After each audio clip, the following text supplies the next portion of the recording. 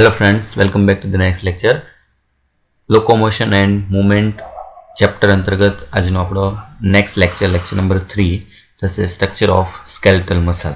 આપણે આગળના લેક્ચર જે છે એમાં અલગ અલગ મસલ્સના પ્રકાર ભણ્યા હતા. મતલબ કે સ્નાયુ જે છે એના ટોટલ 3 પ્રકાર: કંકાલ સ્નાયુ, બરાબર, પછીનો ભાગ જે છે કોષ્ઠાંતર સ્નાયુ, ત્રીજો પ્રકાર જે છે એ હૃદય સ્નાયુ. બરાબર, એ અંતર્ગત આજે આપણે કંકાલ સ્નાયુ જે છે એની રચના, એનું સ્ટ્રક્ચર જે છે એ ભણવાનું છે.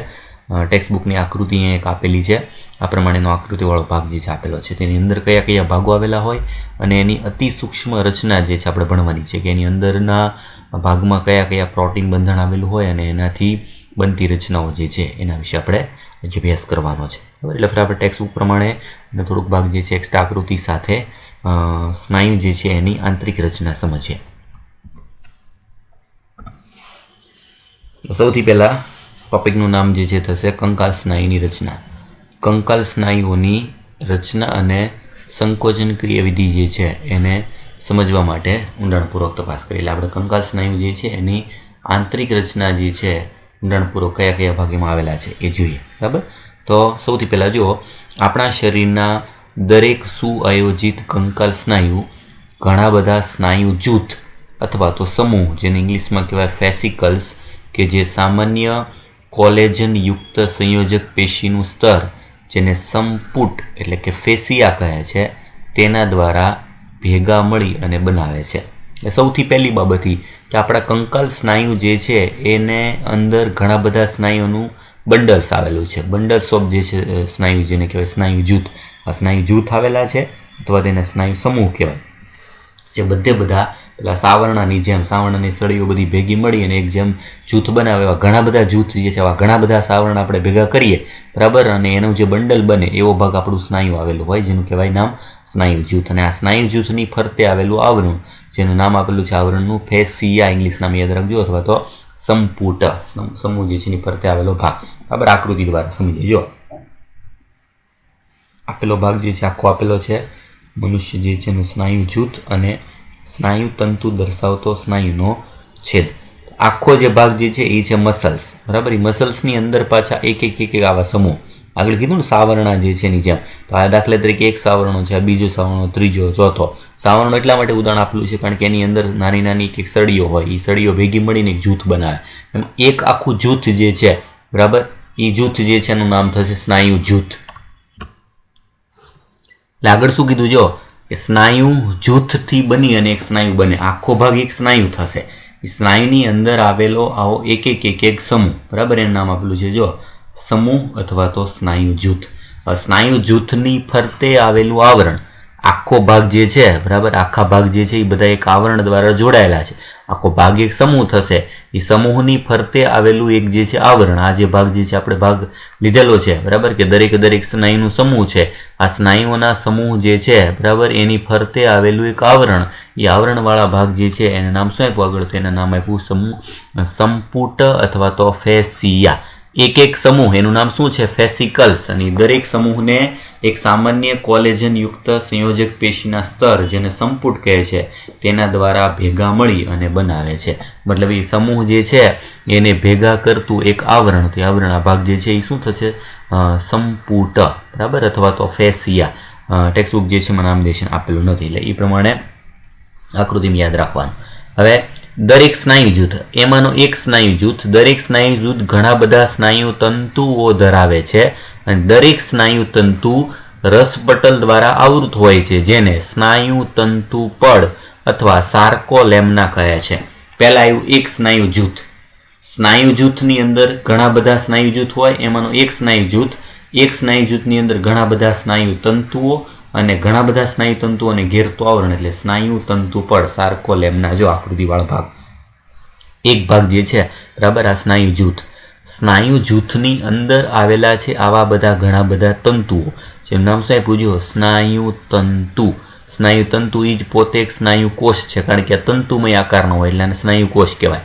ઘણા બધા સ્નાયુ તંતુઓ ભેગા થાય એટલે સ્નાયુઓનું જૂથ બને, બરાબર, અને સ્નાયુ જૂથ ભેગા થાય એટલે આખો એક સ્નાયુ બને. બરાબર, આવી રીતનો ભાગ થઈ ગયો. હવે આ સ્નાયુ તંતુવાળો ભાગ છે એની ફરતે આવેલું આવરણ, બરાબર, આ એક સ્નાયુ તંતુ જે છે આપેલું, જો એ સ્નાયુ તંતુની ફરતે આવેલું પાતળું આવરણ, એનું નામ છે સ્નાયુ તંતુ પડ, સાર્કોલેમ્ના. બરાબર, જો યાદ રાખવાનું છે ખાસ કે જે સ્નાયુ તંતુને ઘેરે છે એને સ્નાયુ તંતુ પડ કીધું, અને જે આખા સ્નાયુ જૂથને ઘેરે છે બરાબર એના માટે નામ આપ્યું ફેસિયા અથવા તો સંપુટ. બરાબર, અને સાથે સાથે આ દરેકે દરેક તંતુઓની વચ્ચેવાળા ભાગમાં જો આ રુધિરવાહિનીઓવાળો ભાગ જોડાયેલો છે જેને નામ આપ્યું રુધિર કેશિકા. બરાબર, એટલે મુખ્ય ભાગ જે છે એ આપણે આગળ આકૃતિમાં એવી પ્રમાણે જે છે એ જોઈએ તો સૌથી પહેલાં મેઇન આવશે. મેઇન મુખ્ય ભાગ કયો તો કે કંકાલ સ્નાયુ. કંકાલ સ્નાયુ આખો ભાગ શેનાથી બને? તો કંકાલ સ્નાયુમાં અંદર ઘણા બધા આવેલા છે, ઘણા બધા સ્નાયુ જૂથ અથવા તો સ્નાયુઓના સમૂહો. અહીંયા જ આપેલો છે ઘણા બધા સ્નાયુ જૂથ. હવે ઘણા બધા સ્નાયુ જૂથમાં સ્નાયુ જૂથની અંદર શું છે તો કે જૂથ શેનું છે તો કે જૂથ છે સ્નાયુ તંતુઓનું. એની અંદર શું આવેલું છે? સ્નાયુ તંતુ. એટલે આપણે એવું લઈએ કે આ એક સાવરણો થયો, ઘણા બધા સાવરણના ભાગ ભેગા કરીએ તો આ કંકાલ સ્નાયુ બને. એમાં એક સાવરણો, સાવરણની સળી જે છે બરાબર એ થશે સ્નાયુ તંતુ. હવે સ્નાયુ તંતુની અંદર પણ એક નાનો ભાગ આવે, બરાબર, એ ભાગ જ ભણવાનો છે આપણે. સ્નાયુ તંતુવાળો ભાગ છે એ સ્નાયુ તંતુની અંદરના ભાગમાં જઈએ તો એની અંદર ઘણા બધા સ્નાયુ તંતુકો આવે છે. બરાબર, એટલે એના વિશે જોઈએ આગળ. જો આગળ શું કે જેને સ્નાયુ તંતુ પડ કહે છે, જે સ્નાયુ રસને ઘેરે છે. સ્નાયુ રસ માટે એક શબ્દ આપ્યો સાર્કોપ્લાઝમા. બરાબર, સાર્કોપ્લાઝમા, સાર્કો શબ્દ સ્નાયુ માટે, પ્લાઝમા એટલે રસ. બરાબર, જેને સાર્કોપ્લાઝમ સ્નાયુ રસને ઘેરતું એક આવરણ છે. સ્નાયુ તંતુ એક બહુકોષ કેન્દ્રીય રચના છે. આગળ આપણે જોયું હતું કંકાલ સ્નાયુનો કોષ હોય એમાં એક જ કોષની અંદર ઘણા બધા કોષ કેન્દ્ર હોય એટલે એને નામ આપ્યું બહુકોષ કેન્દ્રીય રચના છે, કારણ કે તે ઘણા કોષ કેન્દ્ર ધરાવે છે. એમાં કોષ કેન્દ્રની સંખ્યા એક નથી, એક કરતાં વધારે હોય. બીજું, સ્નાયુ તંતુની અંતઃકોષરસ જાળ એટલે કે સ્નાયુ રસજાળ. સ્નાયુ રસજાળનું કાર્ય શું તો કે જે કેલ્શિયમ આયનનું સંગ્રહ સ્થાન છે. બે ભાગ આવ્યો, પેલા સૌથી પહેલા આવ્યો સ્નાયુ તંતુ. જો એટલે આખા ભાગ જે છે એને કઈ રીતે સમજીએ આપણે? એક સ્નાયુનો કોષ એને જ નામ આપ્યું સ્નાયુ તંતુ. સ્નાયુ તંતુ એનું બીજું નામ સ્નાયુ કોષ. સામાન્ય કોષ હોય એની જેમ આ સ્નાયુનો કોષ છે. બરાબર, એમાં ફરક શું છે બીજા બધા જે ભાગની સરખામણીમાં? તો આ કોષની અંદર કયા કયા ભાગ હોય તો કે કોષની અંદર સૌથી પહેલા તો ભાગ જે છે એ આવેલું હોય કોષ કેન્દ્ર.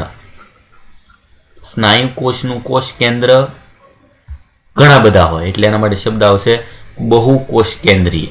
કોષ કેન્દ્ર કેવા હોય તો કે ઘણા બધા, એક કરતાં બધા, એટલે કેવું થશે? બહુકોષ કેન્દ્રીય. બીજો ભાગ એમાં આવેલો હોય કોષ રસ. સ્નાયુ રસ જે છે એની અંદર કોષ રસ આવેલો હોય એના માટે શબ્દ આપ્યો સ્નાયુ રસ. સ્નાયુ રસ એટલે સાર્કોપ્લાઝમ. એની અંદર આવેલી હોય અંતઃકોષ રસ જાળ. એની અંદર આવેલી હોય અંતઃકોષ રસ જાળ. અંતઃકોષ રસ જાળ માટે શબ્દ થાય સ્નાયુ રસ જાળ. નામ શું છે? સ્નાયુ રસ જાળ. અને આ સ્નાયુ રસ જાળ જે છે એનું કાર્ય શું છે? કેલ્શિયમ આયનનો સંગ્રહ. કેલ્શિયમ આયન જે છે એ સ્નાયુ સંકોચન વિકોચન માટે અગત્યનો ભાગ ભજવતું એક તત્વ છે. આ તત્વવાળા ભાગ જે છે બરાબર એનો સંગ્રહ કરતી એક રચના. આ કેલ્શિયમ આયનનો સંગ્રહ સ્થાન મેઇન ક્યાં હોય? અંતઃકોષ રસ જાળ. બરાબર, એટલે આવી રીતે સ્નાયુ કોષ જે છે ભાગ ભરા. હવે એમાં સ્નાયુ કોષ સામાન્ય તંતુ આકારનો હોય એટલે તેને સ્નાયુ તંતુ તરીકે આપણે ઓળખીએ છીએ. બરાબર, એટલે આ બધા ભાગ આવી ગયા. સ્નાયુ રસ જે છે એ શું છે તો કે સ્નાયુ કોષનું કોષ રસ. કોષ કેન્દ્રની સંખ્યા ઘણી બધી હોય અને એનું અંતઃકોષ રસ જાળ છે ઓળખાય સ્નાયુ રસ જાળ તરીકે, જેનું કાર્ય છે કેલ્શિયમ આયનનો સંગ્રહ કરવાનો. બરાબર, એના પછી આ જે ભાગ જે આપણે ભણાવી હાઇલાઇટ કરી લઈએ. સૌથી પહેલાં કે એક તો ભાગ સ્નાયુ રસ, બીજો ભાગ સ્નાયુ તંતુ છે એ બહુકોષ કેન્દ્રી છે કારણ કે એમાં કોષ કેન્દ્રની સંખ્યા કેવી છે? ઘણી બધી. બીજો ભાગ સ્નાયુ તંતુની અંતઃકોષ રસ જાળ, એનું નામ છે સ્નાયુ રસ જાળ. કાર્યનું ખાસ યાદ રાખજો, કેલ્શિયમ આયનનું સંગ્રહ સ્થાન છે. હવે એક ભાગ એનો મેઇન જોઈએ સ્નાયુ તંતુ. સ્નાયુ તંતુની લાક્ષણિકતા સ્નાયુ રસમાં સમાંતર રીતે ગોઠવાયેલા મોટી સંખ્યામાં જોવા મળતા તંતુકોની હાજરીના કારણે હોય છે, જેને સ્નાયુ તંતુકો એટલે કે માયોફિલામેન્ટ્સ અથવા તો માયોફાઇબ્રિલ કહે છે. મહત્વનો ભાગ સ્નાયુ તંતુ જે છે એની લાક્ષણિકતા શું તો કે એમાં સ્નાયુ રસવાળો ભાગ છે એની અંદર ઘણા બધા પાતળા તંતુઓ આવેલા હોય તંતુઓનું નામ છે સ્નાયુ તંતુકો. એટલે ફરીથી ભાગ જે છે આમાં એક એડ કરું જો મહત્વનો ભાગ કે આ સામાન્ય આ બધું તો બધા કોષમાં હોય, કોષ કેન્દ્ર હોય, કોષરસ હોય, અંતઃકોષ રસજાળ હોય, આ બધું તો બધામાં હોય, પણ સ્નાયુ કોષની લાક્ષણિકતા શું છે? મેં સ્નાયુ કોષની લાક્ષણિકતામાં એની અંદર આવેલા છે ઘણા બધા તંતુકો, એટલે કે પાતળા તાતણા જેવી રચના. અહીં તાતણાવાળો ભાગ એ શું છે?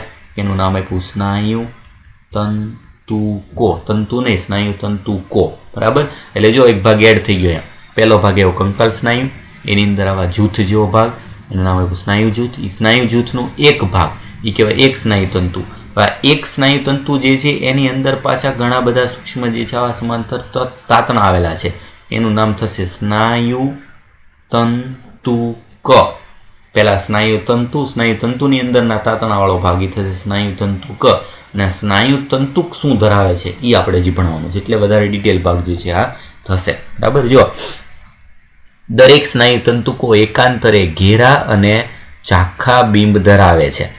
સ્નાયુ તંતુકનો ઊંડાણપૂર્વક અભ્યાસ કરતા તેનો રેખિત દેખાવ દર્શાવે છે, જે બે અગત્યના પ્રોટીન એક્ટિન અને માયોસિનનું વિતરણ પદ્ધતિનું કારણ છે. એમાં રેખિત દેખાવ પટ્ટા જેવું દેખાય એનું કારણ છે એના બંધારણમાં આવેલા બે મુખ્ય પ્રકારના પ્રોટીન. બરાબર. જેને નામ આપ્યું છે, એકનું નામ એક્ટિન અને બીજા પ્રોટીનનું નામ જે છે માયોસિન. બરાબર. આખા ભાગ જે છે એને આપણે ક્રમશઃ જોઈ લેજો આકૃતિ દ્વારા એક એક્સ્ટ્રા. એટલે બધો ભાગ જે છે એને ડિટેલમાં જોશું તો શું આવ્યું જો તો કે ડિટેલમાં ભાગ જઈએ તો બહુ અંદર ઊંડાણપૂર્વક આપણે ભણવાનું થશે.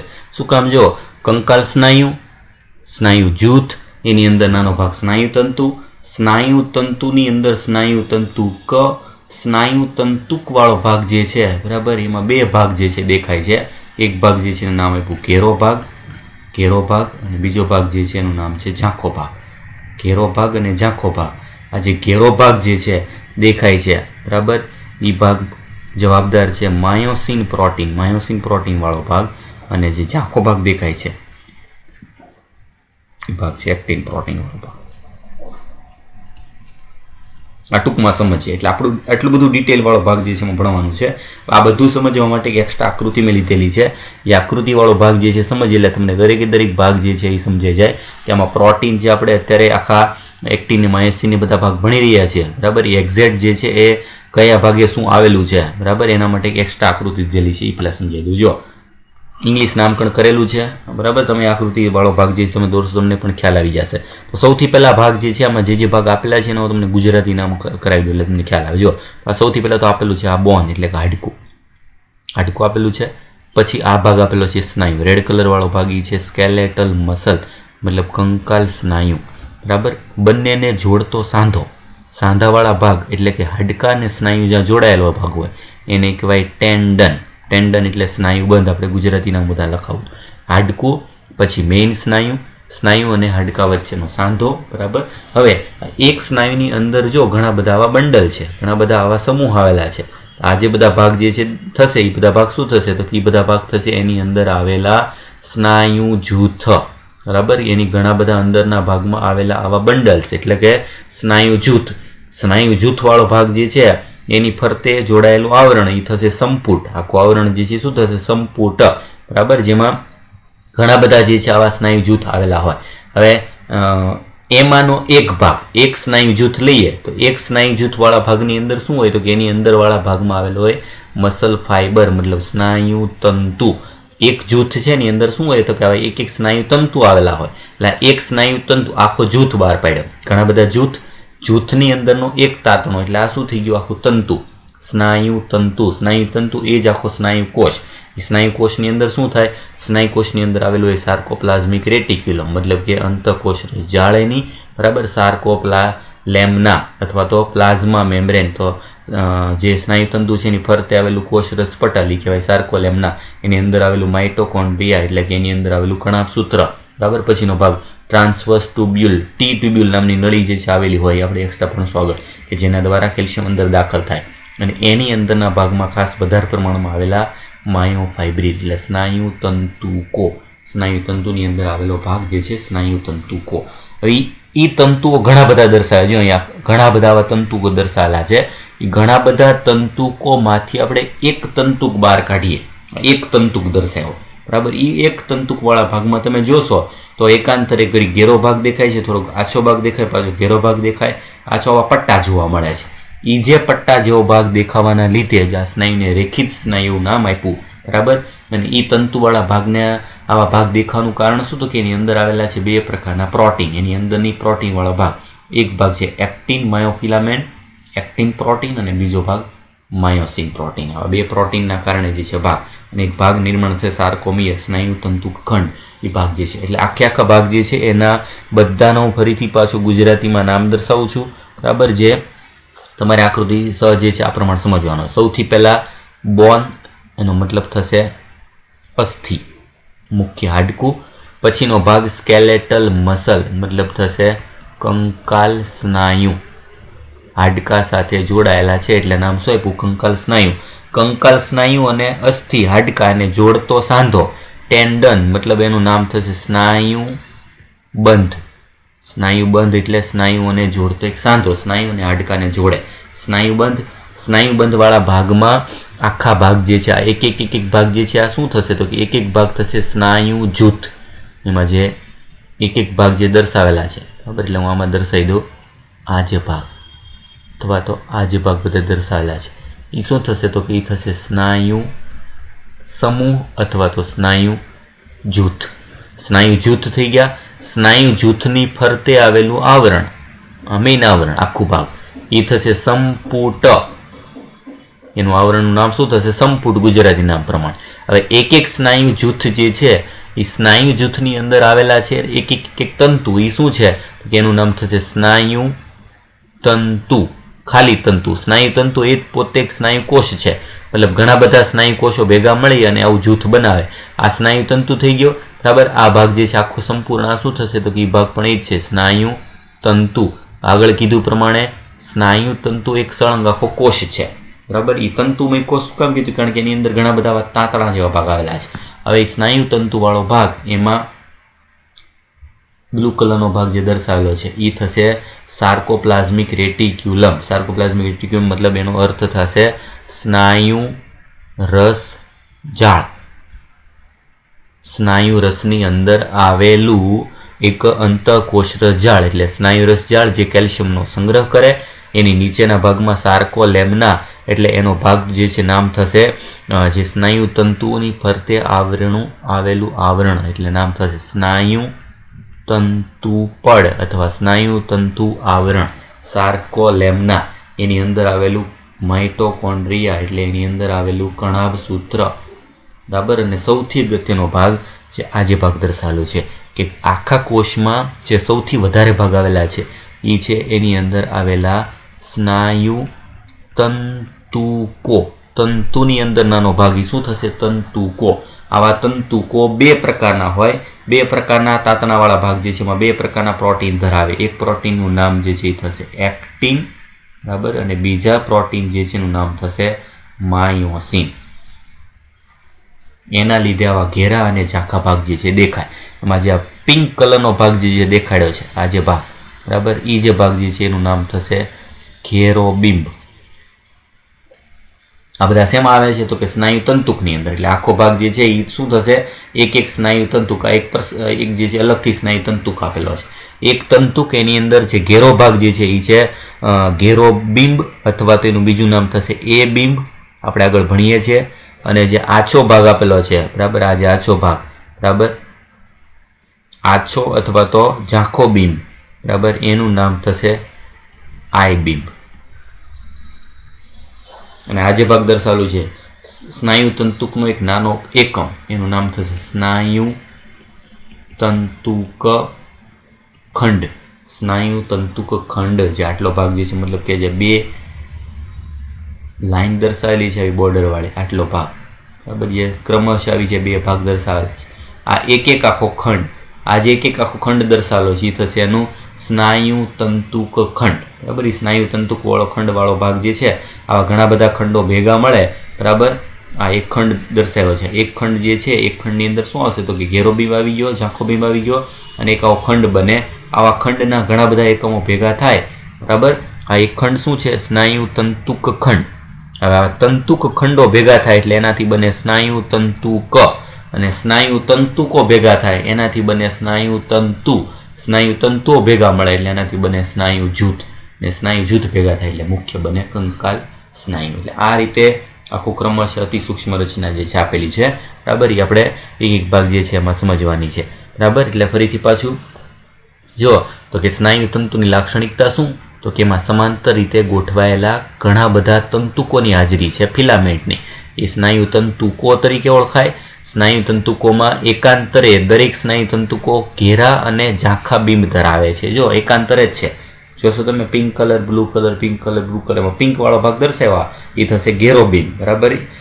એ બીમ પછી પાછો આવે આછો બીમ, આઈ બીમ. એ બીમ, આઈ બીમ આવી રચના શેના લીધે દેખાય છે, તો આવી રચના માટે જવાબદાર છે એની અંદર ગોઠવણી, બે પ્રકારના પ્રોટીનની ગોઠવણી આપણે ભણશું આગળ. એકનું નામ છે એક્ટિન પ્રોટીન, બીજાનું નામ છે માયોસિન પ્રોટીન. એટલે એ ફરીથી આપ્યું જો કે આવું દેખાવાનું કારણ સ્નાયુ તંતુકનો ઊંડાણપૂર્વક અભ્યાસ આપણે રેખિત દેખાવ દર્શાવે છે.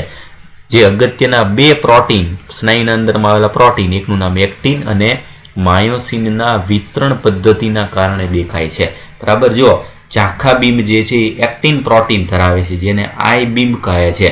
ઝાંખા બીમ એટલે આછા કલરના, જે આછા કલરના છે એમાં એક્ટિન આવેલું છે ને તેને આઈ બીમ નામ આપ્યું. આઈ બીમ અથવા આઈ પરથી નામ શું લીધેલું છે, જો આઈ પરથી એનું નામ જે છે એ થશે આઇસોટ્રોપિક બીમ કહે છે.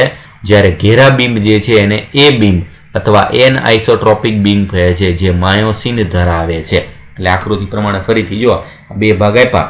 ઘેરા બીમ શેના લીધે દેખાય, તો ઘેરા બીમનું એ બીમ પરથી નામકરણ થશે. એ બીમનો મતલબ થશે એન આઇસોટ્રોપિક. ઘેરો બીમનો મતલબ એ પરથી શું થશે, એન આઇસોટ્રોપિક બીમ. એન આઇસોમાં એ નામ એન પરથી આવે છે, અને આઇસોટ્રોપિક બીમ. આઇસોટ્રોપિક બીમ પરથી એનું ટૂંકું નામ આપ્યું આઇસોટ્રોપિકના આઈ પરથી આછો બીમ. આછા બીમ વાળા ભાગ જે છે એ શેના લીધે આછા દેખાય છે, તો કે એમાં આછા વાળા ભાગની અંદર આવેલું છે પ્રોટીન, કયું, એક્ટિન, એની ગોઠવણી. અને ઘેરો બીમ જે છે એનું ઘેરો ભાગ દેખાવાનું કારણ છે એની અંદર આવેલા છે માયોસિન પ્રોટીન. આ મહત્વનું, બરાબર. એક્ટિન પ્રોટીન વાળો ભાગ આઈ બીમ બનાવે, જે આછો બીમ અથવા આઇસોટ્રોપિક બીમ તરીકે ઓળખાય. માયોસિન પ્રોટીન જે છે એ ઘેરો બીમ બનાવે છે, એ બીમ અથવા તો એન આઇસોટ્રોપિક બીમ તરીકે ઓળખાય છે, બરાબર. આવી રીતની રચના. આ બધું શેમાં જોવા મળે છે, સ્નાયુ તંતુકની અંદર. સ્નાયુ તંતુકો, બરાબર. એમાં ક્રમશઃ બે ભાગ આવે, ઝેડ લાઈન જે આપણે ભણશું એની વચ્ચેનો ભાગ જેને સ્નાયુ તંતુ ખંડ તરીકે આપણે ઓળખીએ છીએ, એના પછી આવે છે, બરાબર. જો એ જે ભાગ જે છે એને આપણે એક્સ્ટ્રા આઈ બીમ અને ઝેડ બીમ વાળો ભાગ જે છે પ્રમાણે સમજીએ. બંને પ્રોટીન સ્નાયુ તંતુકોમાં સળિયાની જેમ એકબીજાને સમાંતર અને સ્નાયુ તંતુકોના લંબ અક્ષે પણ ગોઠવાયેલા હોય છે. એક્ટિન તંતુકો માયોસિન તંતુકોની તુલનામાં પાતળા હોય છે. એટલે એક્ટિન પ્રોટીન પાતળા છે અને માયોસિન પ્રોટીન જે છે એ પ્રમાણમાં જાડા હોય છે. તેથી સામાન્ય રીતે તેમને અનુક્રમે પાતળા અને જાડા તંતુ પણ કહે છે. યાદ રાખજો, પાતળા એટલે એક્ટિન, અહીંયા દર્શાવેલું છે. જાડા તંતુ એટલે માયોસિન. માયોસિન તંતુ જે છે એ જાડા પ્રોટીન છે, એક્ટિન તંતુ જે છે એ પાતળા પ્રોટીન છે, બરાબર. અને દરેક આઈ બીમની મધ્યમાં એક સ્થિતિસ્થાપક તંતુ ઝેડ રેખા આવેલી છે, જે બે ભાગમાં વિભાજિત કરે છે. જેને આ બધો ભાગ એ બીમ શું છે, ઝેડ બીમ શું છે, આઈ બીમ શું છે, બરાબર. આ જે બધો ભાગ જે છે એ આખા આકૃતિવાળો ભાગ એ ડિટેલમાં હું તમને આગળના લેક્ચરમાં સમજાવીશ, કારણ કે અત્યારે બધું કરાવીશ તો બધું ડિટેલમાં વધી જશે. એટલે અત્યારે જે આપણે ભણાઈ ફરીથી પાછું રિવાઇઝ કરી અને આની પછીનો ડિટેલવાળો ભાગ જે છે નેક્સ્ટ લેક્ચરમાં ભણાવીશ, બરાબર. પણ એ પહેલાં સૌથી મહત્વની બાબત જે છે ફરીથી પાછું સમજાવી દઉં. જો મેઇન ભાગ જે છે એ શું છે, મુખ્ય ભાગ સ્નાયુવાળા ભાગમાં આવેલું છે સ્નાયુ જૂથ અથવા તો સમૂહ. એને જોડતું આવરણ એટલે સંપુટ. આકૃતિ પ્રમાણે વાળા ભાગ આગળ જો આવ્યું કંકાલ સ્નાયુ, એની અંદર આવેલો સ્નાયુ જૂથ. સ્નાયુ જૂથની અંદર હોય સ્નાયુ તંતુ. તંતુથી નાનો ભાગ સ્નાયુ તંતુ ક. અને સ્નાયુ તંતુકવાળા ભાગમાં બે ભાગ એકાંતરે ઘેરો ભાગ, ઝાંખો ભાગ. ઘેરો ભાગ માયોસિન પ્રોટીનનો બનેલો હોય, ઝાંખો ભાગ એક્ટિન પ્રોટીનનો બનેલો હોય. એના બધા નામ આપ્યા. ઘેરા બીમને એ બીમ નામ આપ્યું, ઝાંખો બીમ જે છે એને આઈ બીમ તરીકે નામ આપ્યું છે, બરાબર. એટલે આ પ્રમાણેની રચના. અને આ સ્નાયુ તંતુવાળો ભાગ જે છે એ સ્નાયુ કોષ, એની અંદર આવેલા અલગ અલગ રચના. કોષ કેન્દ્ર તો કે ઘણા બધા હોય, એટલે બહુ કોષ કેન્દ્રી. તંતુકો કયા કયા, તો સ્નાયુ તંતુકો એક્ટિન માયોસિન. સ્નાયુ રસ, કોષરસ, અંતકોષરસ જાળ, એનું નામ છે સ્નાયુરસ જાળ. કેલ્શિયમનો સંગ્રહ કરવાવાળો ભાગ. અને આકૃતિમાં જે ભાગ આપેલા છે એ નામ દે છે, કારણ કે એક જ આકૃતિ ટેક્સ્ટમાં આપેલી છે, પણ એના પછીની જે આકૃતિ જે આપેલી છે બરાબર, આ જે ભાગ એ એક્સ્ટ્રા લખાવેલી છે, પણ આ આકૃતિ જે છે તમારે જેવી દોરાય એવી ટ્રાય કરવાની છે. અને ભાગ જે છે એમાં નામદેશન ગુજરાતીમાં ખાલી દર્શાવ્યા છે, ગુજરાતીમાં નામદેશન લખવાના છે બરાબર, કારણ કે આના આધારે આખો ટોપિક જે છે એ મહત્વનો આધારે છે બરાબર, કારણ કે આ સ્નાયુની ખૂબ જ અતિ સૂક્ષ્મ રચના છે. મેઇન ભાગ સ્નાયુ, એની અંદર સ્નાયુ જૂથ, એટલે જો પહેલો ભાગ કયો આવ્યો કંકાલ સ્નાયુ, એની અંદર આવેલો ભાગ સ્નાયુ જૂથ, સ્નાયુ જૂથની અંદર આવેલો ભાગ સ્નાયુ તંતુ અથવા તો અસ્નાયુ તંતુ. એક સ્નાયુ તંતુની અંદર પાછા ઘણા બધા સ્નાયુ તંતુકો, અને એવા એક સ્નાયુ તંતુકની અંદર પાછા બે પ્રકારના પ્રોટીન ગોઠવણી, એક્ટિન અને માયોસિન.